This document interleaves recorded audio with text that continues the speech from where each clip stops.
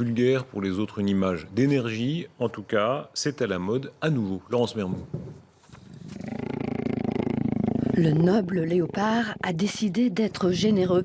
Il prête son pelage aux filles de tout âge, leur conférant une souple démarche, un supplément de panache.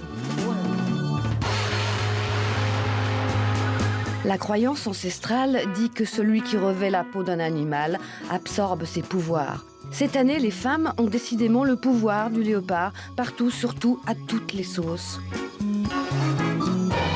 Autrefois, apanage des élégantes, se moquant de la disparition des espèces, le léopard se fait luxe sous l'égide de Christian Dior dans les années 50.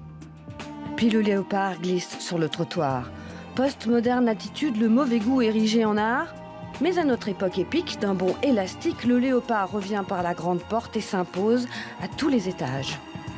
L'habillement sert à marquer son appartenance à un groupe social. On veut afficher sa supériorité par rapport aux groupes sociaux qui nous sont inférieurs. Ça coûte cher, c'est inaccessible pour les classes populaires, donc ça garde une valeur distinctive.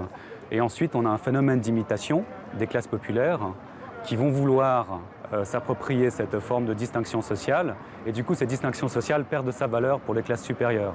Et du coup, les classes supérieures doivent trouver un autre modèle, un nouveau type d'habillement, un nouveau style de vie, un nouveau mode distinctif pour garder leur pouvoir de distinction. Et c'est pour ça que la mode se renouvelle sans cesse.